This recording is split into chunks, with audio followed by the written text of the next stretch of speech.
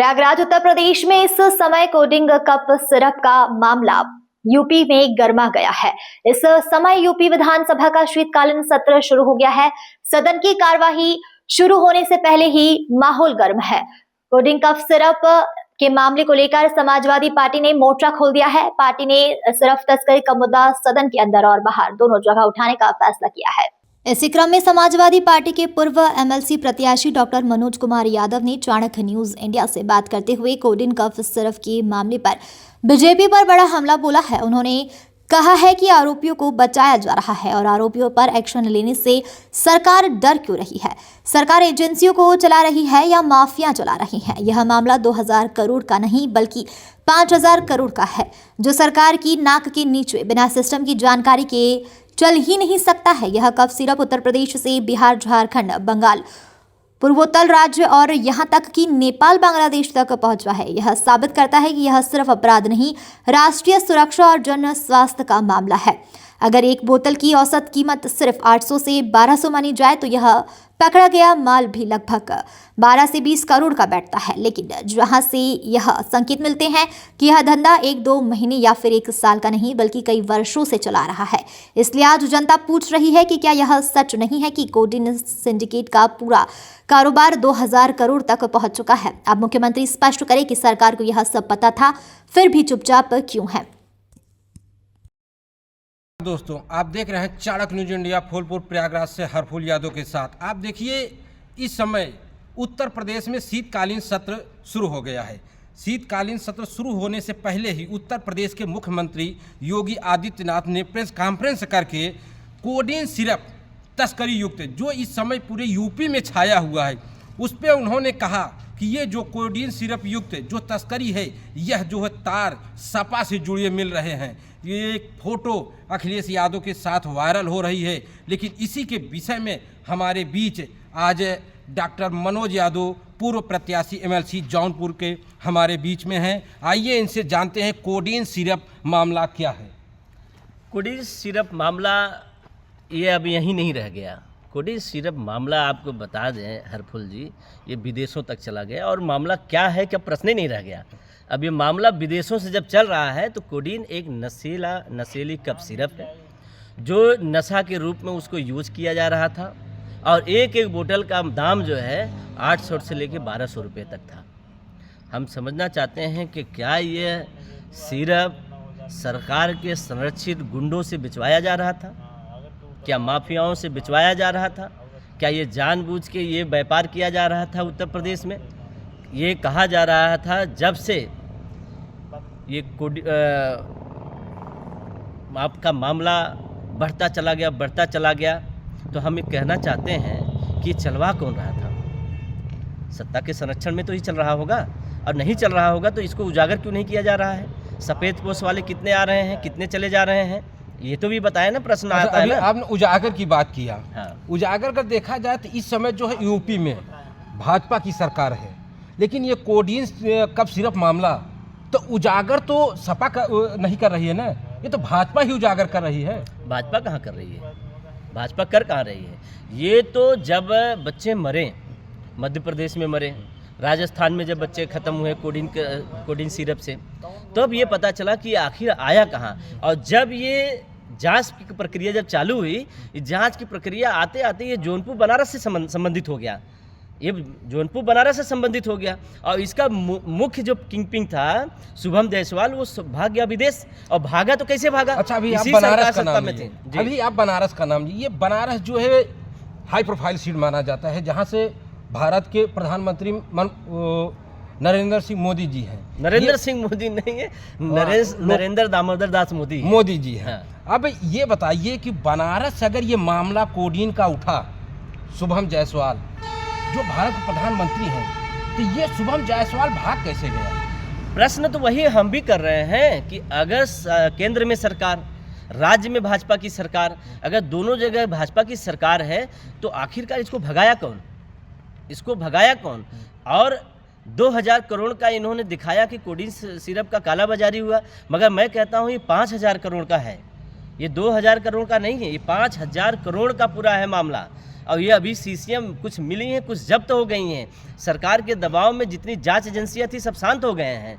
मैं तो कह रहा हूँ ना कि ये आंकड़ा ये बहुत लंबा है, इस सरकार के नाक के नीचे चल रहा था। ये शर्म की बात है, योगी आदित्यनाथ जी को शर्म करना चाहिए कि आपके नाक के नीचे 2019 से लेकर 2025 में जाके इसका खुलासा हुआ।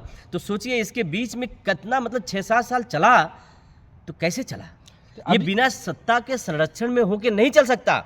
या तो मुख्यमंत्री योगी आदित्यनाथ जी को पता नहीं होगा, उनके नीचे उनके सलाहकार, उनके अधिकारी, उनके अधीनस्थ जितने लोग होंगे वो लोग चलवा रहे होंगे।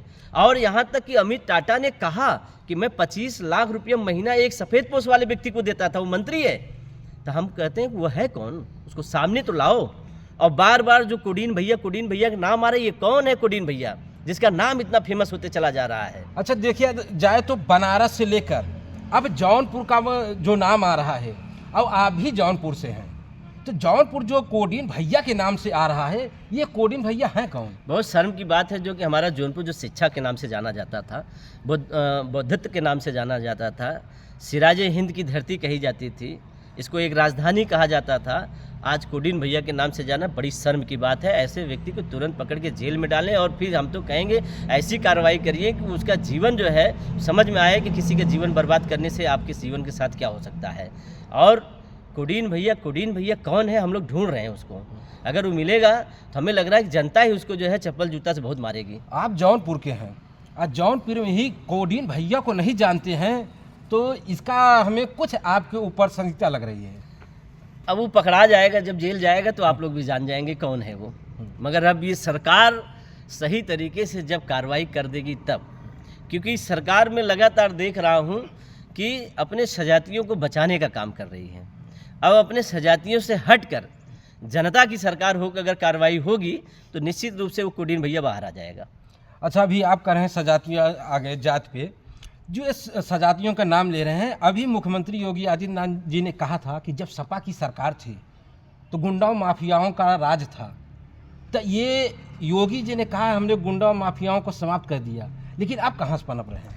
हम तो कह रहे हैं कि ये वही गुंडे बदमाश हैं जो नाम से नहीं काम करके समाजवादी का नाम कमाना चाहते थे। आज वही तो गुंडा बदमाश हैं जो भाजपा का झंडा लगा के चल रहे हैं। 100 मुकदमे, 40 मुकदमे, 45 मुकदमे। बताइए ना कि ये मिर्ज़ापुर वाला कौन है, बनारस का कौन है, जौनपुर का कौन है, आपके प्रयागराज का बताइए कौन है, जो जवाहर यादव का हत्या किया था, आज जो है नंबर टॉप पे पहुंचा हुआ आदमी वो कौन है? और फिर बताएं ना सुल्तानपुर का कौन है, बताएं ना ये कौन है, गोंडा से कौन है? ये सभी लोग इन्हीं के पार्टी में भाजपा का झंडा लगा के चल रहे हैं।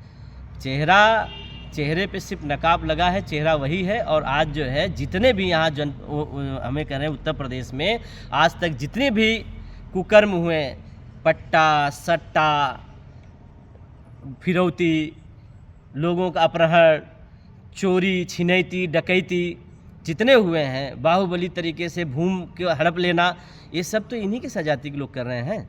हम तो कह रहे हैं अगर वो समाजवादी के हैं तो उनके ऊपर बुलडोजर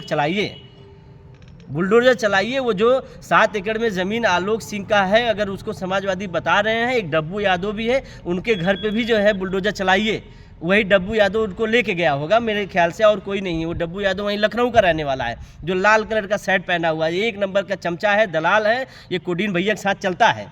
हाँ, और यही जो है आलोक सिंह को लेके गया, तो मैं तो कहूँगा उसको भी पकड़ो और इसको भी पकड़ो, इसका ज़मींदोज़ करो। और वो बुलडोजर लखनऊ तक ही नहीं रुकनी चाहिए, वहाँ से जब निकले ये डायरेक्ट मल्हनी विधानसभा रारी तक पहुँचनी चाहिए, क्योंकि आलोक सिंह का जो है घर जो है रारी में भी है, वहाँ पे वोटर है, वो 17 में भी दिया, 19 में दिया, 22 में दिया, 24 में वोट दिया, तो ये रारी तक पहुँचना चाहिए। हम तो ये मांग करेंगे, राष्ट्रीय अध्यक्ष जी से कहेंगे कि दरख्वास्त करेंगे कि जो वो समाजवादी, नकली समाजवादी है, जिनके पीछे जो है योगी आदित्यनाथ जी छुपना चाहते हैं, अपनी सरकार को छुपाना चाहते हैं और जिसको बचाना चाहते हैं, उसके खिलाफ कार्रवाई कर दें।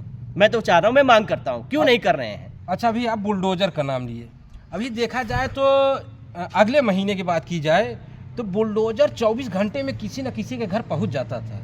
ये मामला 1 महीने से चल रहा है, बुलडोजर अभी तक क्यों नहीं गया? देखिए वो क्या है कि बुलडोजर से जो खिलौना खेल रहे थे वो दिशाहीन हो गए हैं। जब सजाती की बात आती है तो भूल जाते हैं, बचपना में आ जाते हैं। वो भूल जाते हैं कि बुलडोज़र क्या है, बुलडोज़र चलती है कि नहीं चलती है। तो वो उनके लिए सजातियों के लिए जो है खिलौना वाला बुलडोज़र होता है, और जब और किसी समाज के ऊपर चलना होता है ना, तो ये असली वाला बुलडोज़र चलने लगता है। तो अभी वो खिलौने के साथ खेल रहे हैं, देखिए असली भी कब आते हैं। अच्छा, जौनपुर से होते हुए मामला लखनऊ पहुंच गया है। लखनऊ में आप ये बताइए, जो आलोक सिंह है, ये एक हेड कांस्टेबल है, वो अभी ये वीडियो वायरल हुआ है कि उसका मकान बहुत आलीशान बना हुआ है।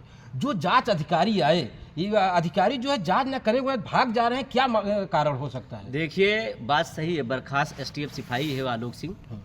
निश्चित रूप से 21,000 रुपया कुल उसका मंथली का था, और आज जो है 10 करोड़ का जो है बंगला बनाया है, 7 एकड़ में है। हम उसी की बात नहीं करते हैं। इस सरकार में, खास करके योगी आदित्यनाथ जी की सरकार में, जितने भी इनके सजा, ये एक हेड कांस्टेबल है, वो अभी ये वीडियो वायरल हुआ है कि उसका मकान बहुत आलीशान बना हुआ है। जो जांच अधिकारी आए, ये अधिकारी जो है जांच न करे हुए भाग जा रहे हैं, क्या कारण हो सकता है? देखिए, बात सही है, बर्खास्त STF सिपाही है वो आलोक सिंह। निश्चित रूप से 21,000 रुपया कुल उसका मंथली का था, और आज जो है 10 करोड़ का जो है बंगला बनाया है, 7 एकड़ में है। हम उसी की बात नहीं करते हैं। इस सरकार में, खास करके योगी आदित्यनाथ जी की सरकार में, जितने भी इनके सजाती के रोग हैं, आप देखे होंगे, चलिए पूरे उत्तर प्रदेश में जाइए, जिनको खाने को लाले पड़ते थे, जो घर से बाहर निकल नहीं पा रहे थे, जिनके तन पे कपड़े भी आंट नहीं रहे थे, वो उनके सजाती के लोग आज थार से चल रहे हैं, बड़ी बड़ी मोटी मोटी चैन भी पहन रहे हैं। और मैं समझता हूँ कि योगी आदित्यनाथ जी की सरकार में ये फल फूल रहे हैं, ये जितने भी गुंडे बदमाश हैं, इसी सरकार में जो है उनके संरक्षण में फल फूल रहे हैं। ये आरोप मैं इसलिए लगा रहा हूँ क्योंकि मैं देखा हूँ, मैं जान रहा हूँ। आज जो कोडीन सिरप जो चला है, ये कई हजार रुपए का कोडीन सिरप है, कई हजार करोड़ का, और आज वो एक एक घर घर गया है। और ये कहीं न कहीं इसका कनेक्शन मुझे लग रहा है कि मठ तक गया है ये पैसा। अच्छा, ये मठ तक गया है। आप पेशे से एक डॉक्टर भी हैं, तो ये कोडीन सिरप, इस कोडीन सिरप कैसा है, क्या मिलाया जाता है, इसके विषय में कुछ पूरी जानकारी? देखिए, कोडीन सिरप जो होता है, ये है थोड़ा सा पदार्थ आता है, नशीली पदार्थ में आता है, ऐसा नहीं है कि नहीं है, मगर उसकी कुछ मात्रा होती है मेडिकल लाइन में कि आप उतने ही यूज करिए। अगर इस कोडीन सिरप की मात्रा बढ़ा देंगे तो ये नशा में भी प्रयोग हो जाता है, किसी अफीम से कम नहीं। अच्छा, ये कितने वर्ष के लोगों के लिए नुकसान करता है? जैसे ये 5 साल के ऊपर वाले बच्चे जब जाएंगे, 7 साल 10 साल के ऊपर वाले, मगर इसका ज़्यादा हो गया तो ये नुकसान जो है सबको करेगा, चाहे छोटा बच्चा हो चाहे बड़े लोग हो, बच्चों को तो बहुत नुकसान करता है। अच्छा, ये अगर देखा जाए तो ये कोडीन सिरप है, 14 मार्च 2016 को इसको प्रतिबंध कर दिया गया था, लेकिन तब ये कैसे उत्तर प्रदेश में चल रहा है? अभी तो SIT में बैठे हुए अधिकारी थे, उन्होंने कहा कि ये जो पदार्थ है ये चलने लायक है, ये रजिस्टर्ड है, ये चलेगा। अब नारकोटिक्स ब्यूरो से पूछना पड़ेगा कि कैसे चल रहा है। इसको बाधित तो हुआ था मगर फिर चल रहा है, मगर कुछ कम मात्रा में चला सकते हैं, ऐसा कुछ नहीं है। मेडिकल में यूज किया जा सकता था, क्योंकि ये पहले जब यूज होता था सर्जरी में अक्सर यूज हुआ करता था। सर्जरी में जैसे किसी पेशेंट का ऑपरेशन हो जाता था तो खांसी वगैरह आया या किस तरीके से आता है, उसमें यूज होता था। मगर अब ये निचले स्तर तक उतारा गया, मगर उसकी क्वांटिटी होती है, उस क्वांटिटी के आधार से होता है। मगर अगर इसको ज़्यादा यूज करेंगे तो ये नशा में परिवर्तित हो जाता है। अच्छा, अभी आप सजाती पे आ गए, तो आप देख रहे हैं अब अगला चुनाव 2027 में होने वाला है, तो क्या इसका प्रभाव आपको जो सजाती जो छतरी हैं क्या 2027 में पड़ेगा? क्यों नहीं पड़ेगा, क्यों नहीं पड़ेगा। जनता देख रही, जनता सुन रही है, जनता समझ रही है कि किस तरीके से योगी आदित्यनाथ जी की सरकार चल रही है। ये सरकार किस तरीके से एक जाति व्यवस्था बना के रख के चल रही है, ये जनता देख रही है। इसका परिणाम 27 में मिलना तय है। उत्तर प्रदेश में इनको जो है जाना ही जाना है। ये अभी नशीली सरकार को नहीं चलने देगी, ये नशा बेचने वाली सरकार को नहीं चलने देगी, नशा को बढ़ावा देने वाली सरकार को नहीं चलने देगी ये जनता। क्योंकि ये सरकार जो है नशेड़ियों को, नशा को बढ़ावा दे रही है, और ये सरकार जो नशा बेचने वाले को बचा रही है, इसलिए ये सरकार नहीं बचेगी। अब ये सरकार जाएगी, जनता ने ये ठान लिया है। और मैं जनता से यह भी कहना चाहूँगा कि यदि अगर आप आज शांत रहें इस कोविड नशा के में, तो आप निश्चित रूप जान लीजिए कि आपका लोकतंत्र खतरे में आ जाएगा। इसलिए आपको बोलना पड़ेगा, आपको चलना पड़ेगा। मीडिया के जितने साथी हैं वो चुप न बैठे, वो भी बोलें। नहीं बोलेंगे तो इस देश का जो है बेड़ा गर्क हो जाएगा। अभी मामला चल रहा है SIR का, इस पर आपसे एक सवाल पूछना चाह रहे हैं कि SIR जो चल रहा है, ये 16 करोड़ के मतदाता हैं, लेकिन अभी मुख्यमंत्री योगी आदित्यनाथ जी ने कहा है कि सिर्फ 12 करोड़ ही, 4 करोड़ मतदाता जो है गायब हो गए हैं। ये कौन से हैं, कहाँ चले गए ये 4 करोड़ मतदाता? हम ये पूछना चाहते हैं कि SIR के अधिकारी लोग किस तरीके से, किस आधार से बीजेपी वालों के दफ्तर में पहुंचा दिए, कैसे पहुंचाए? हम तो ये नहीं कहते कि हमको हमारे समाजवादी पार्टी को तो नहीं दिए ना, हम भी इस देश के तीसरे स्थान की पार्टी हैं नेशनल में, तो हम इस राज्य के सर्वप्रथम पार्टी हैं भाई। हम तो लोकसभा के सबसे बड़े पार्टी के हैं, समाजवादी पार्टी, तो हमारे पास ऐसी सूचना नहीं आई, इनके पास सूचना कैसे चली गई? मगर जो SIR ये करवा रहे हैं, ये SIR का तीर डायरेक्ट भाजपा को ही लगेगी। हमारी समाजवादी पार्टी, हमारे राष्ट्रीय अध्यक्ष जी के आह्वान पर ये जो PDA पहरी जो निकला था SIR को बचाने के लिए, हम लोगों ने तो अपनी ओर तो पूरा बनवाया है। अगर ये बदमाशी अगर नहीं किए अधिकारी कर्मचारी जो है फीड करने में, तो निश्चित रूप से जो है ये पहले ही से ही हार गए हैं। हमारे राष्ट्रीय अध्यक्ष जी ने कहा ना कि 4 करोड़ के लगभग वोट अगर ये बता रहे हैं कट गया, तो हर विधानसभा को अगर उनको इंटू कर दिया जाए 403 में, तो ये 84,000 वोट से तो गए, ये तो हार चुके हैं। तो SIR तो सही पूछिए कि इनको उल्टा पड़ जाएगा, SIR इन्हीं को ही गिरा देगा। कल EVM का तो नहीं हवाला देंगे? EVM का हवाला तो दिया जा सकता है, क्योंकि देखिए राष्ट्रीय अध्यक्ष जी ने पहले भी बोला है, सदन में बोला है कि अगर जो बहुत पॉपुलर देश है इलेक्ट्रॉनिक में, इसमें और हमसे ज़्यादा आगे है वो, जापान जैसे देश, अमेरिका, लंदन, फ्रांस वगैरह, तो ये जब बैलेट पेपर पे करवा रहे थे, हिंदुस्तान कौन सा इतना बड़ा हो गया है कि जो बैलेट पेपर नहीं करवा रहा है? अच्छा, देखा जाए तो ये EVM कांग्रेस ले आई थी, भाजपा तो ले नहीं आई थी, तो इसका विरोध कांग्रेस को करना चाहिए ना, कि कांग्रेस क्यों EVM ले आई? देखिए, तो भाजपा क्यों आरोप लगा रहे हैं? भाजपा और कांग्रेस सगे भाई हैं, कभी वो जाएंगे कभी वो आएंगे। ये दोनों लोग इस तरीके से किए हैं। मैं आपको छोटा सा क्लू दे दूंगा, इसके बाद जो है आप चाहे जो करिए। जब पंडित जवाहरलाल नेहरू थे, जान रहे थे कि जब कांग्रेस का विरोध होने लगा, तो अपने ही समाज के लोगों को आगे बढ़ाकर जो है वो दूसरी पार्टी बनवा दिए भाजपा का। ये भाजपा जो है इन्हीं से उगी हुई पार्टी है, और ये दोनों एक हैं। ये जाएंगे वो आएंगे, वो जाएंगे ये आएंगे, तो क्यों विरोध करेंगे? विरोध क्यों करेंगे? इसका मजा वो लिए थे, फिर अब ये इसका मजा ये ले रहे हैं। चलिए, एक बात हमारे मन में जनता का है, नुकसान हो रहा है इसमें। एक बात हमारे मन में है कि आप जौनपुर मल्हनी सीट से जमीनी स्तर के नेता माने जाते हैं।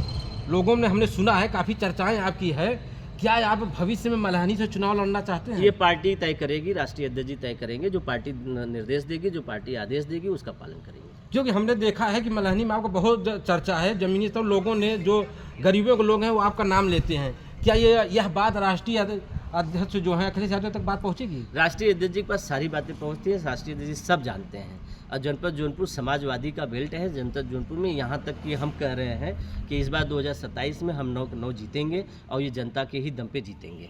जनता चाहती है। बहुत बहुत धन्यवाद। ये देखिए, हमारे बीच आज पूर्व MLC डॉक्टर मनोज यादव जी मौजूद थे। उन्होंने कोडिन सिरप से लेकर इस उत्तर प्रदेश में जो भी मामला था SIR से लेकर कई विषयों पर चर्चा किए, और सत्ता पक्ष की बधियाँ उधेड़ कर रख दी हैं। आज चलते हैं फिर के अन्य खबरों की तरफ। श्री हरफुल यादव, चाणक्य न्यूज इंडिया, फूलपुर, प्रयागराज से। अब आप भी बन सकते हैं सिटीजन जर्नलिस्ट, लड़ सकते हैं अपने हक की लड़ाई। अपने हक की लड़ाई में चाणक्य न्यूज इंडिया है आपके साथ। आज ही प्ले स्टोर से डाउनलोड करें Chanakya news India mobile app. उसके बाद मेरा पोस्ट पर जाकर अपडेट करें फोटो के साथ। हम बनेंगे आपकी आवाज, देश का तेजी से बढ़ता नेटवर्क, सच दिखाते हैं हम। जय हिंद। बच्चों के भविष्य से खिलवाड़, ग्रामीण क्षेत्र में गुम विकास, न्यायिक क्रिया में भेदभाव, दबी हुई गरीबों की आवाज, पर अब होगी जनता की बात। सड़क से पहुंचेगी संसद तक आवाज। सिर्फ सुन सरकार, देखिए चाणक्य न्यूज इंडिया पर।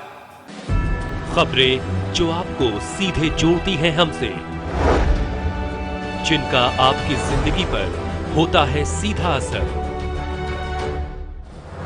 खबरों की वही तस्वीर, बिना बदले बिना डरे, जज्बा सच का लिए, सच दिखाते हैं। चाणक्य न्यूज इंडिया, हम हैं हिंदुस्तानी। कटेंगे तो कटेंगे। आज देश इनसे कह रहा हमसे नहीं हो पाएगा।